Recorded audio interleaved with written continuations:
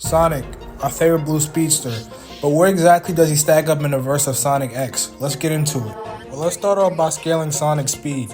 Alright, so starting off with the low end stuff, as you've seen in the prior clip, Sonic is just easily able to surpass the speed of sound.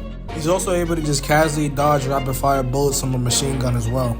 This puts him in about the hypersonic tier of speed, and due to it being so casual and him dodging rapid fire bullets, I feel like you could very easily get this to massively hypersonic or massively hypersonic plus. Now let's get into the higher end stuff for Sonic's speed. He can casually just dodge 5 laser beams at once. Due to this would just casually make Sonic FTL. Just in case you're wondering, these are roll laser beams as they can reflect off mirrors. Then we have a test of speed for Sonic. Essentially, Sonic's speed was being tested by the Meta-X, and they gathered data basically making, a Meta-X that was really as fast as he was. While being in his dark Sonic form, he can casually murder blitz and perception blitz these Meta-X. Meaning while in this state, he can just casually perception blitz and murder blitz a base version of himself.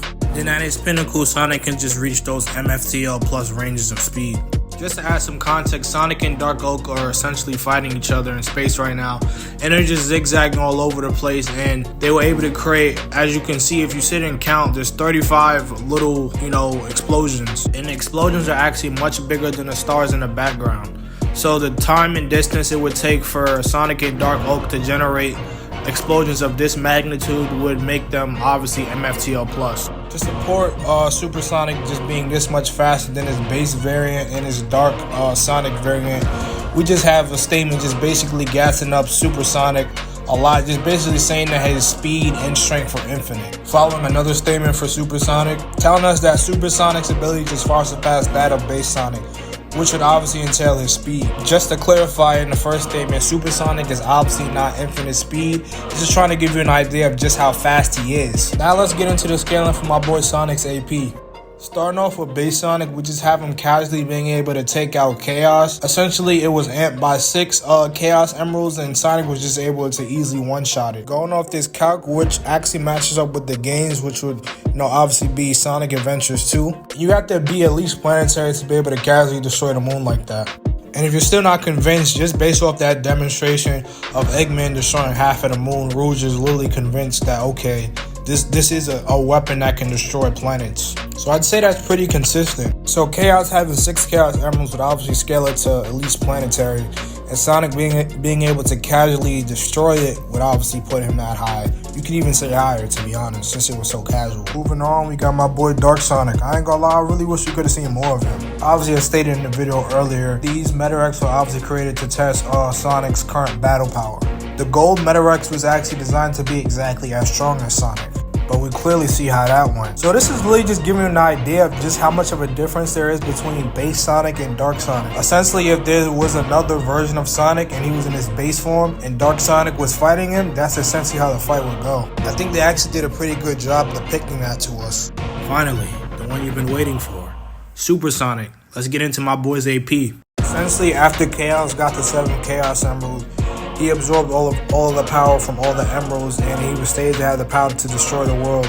And you see how casually my boy Sonic is able to just take him out in one shot. I ain't gonna lie, this shot right here is actually raw as hell, bro. It's the oral form of death right here, I ain't gonna lie. With the 7 Chaos Emeralds, Sonic scales to about Brown Dwarf level. I ain't gonna lie, this is the first time I'm ever hearing that. Essentially, it's just saying large planet level plus. I'd say that's pretty consistent due to the fact that Eggman is really able to destroy half of the moon pretty casually, which is getting, that attack up to planet level plus. And now we enter in dangerous territory. This with a big dogs, you feel me, go crazy. Basically, Dark Oak, he goes on to say that he's going to destroy the universe, essentially. What Dark Oak does here is he takes all the planet eggs and he takes all the energy obviously he has as well, and he condenses it into a powerful gravitational force, which leads to him condensing enough energy to be able to destroy the universe itself. Finally, we have Sonic and Shadow taking out Dark Oak with a combined attack, which would just put them in that universal tier of power.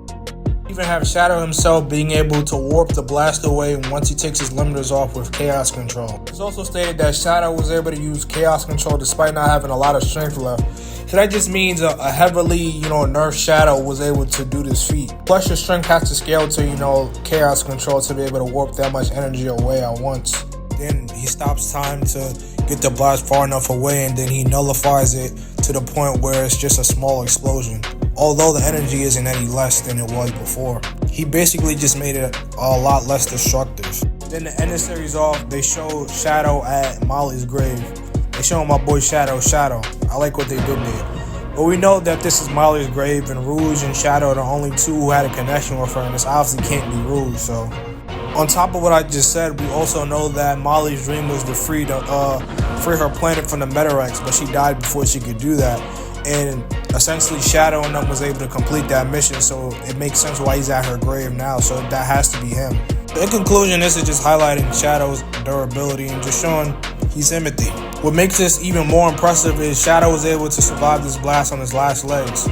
And Sonic, I'd say, should be able to scale to this as well. Now to end the video off, we're just going to briefly go over all of Sonic's abilities. We know that he has flight. We know that he has super speed. We know that he can heal himself in his super form. Any energy that's brought about by negative emotions, he can completely nullify, as we saw him do with Chaos. Speaking of Chaos, he has Chaos Control, which obviously can warp and stop time. He can teleport. He can make spears made out of Chaos energy and use them to attack. I ain't gonna lie, his mad abilities to go over, I almost forgot, but he's resistant to gravity manipulation, and he can also deconstruct someone's body basically just by touching them. If you like the video, show some love, hit that like button. If you want to come back for more, hit that subscribe button. Let me know what other videos y'all want to see from me, and I see y'all boys in the next one. Peace.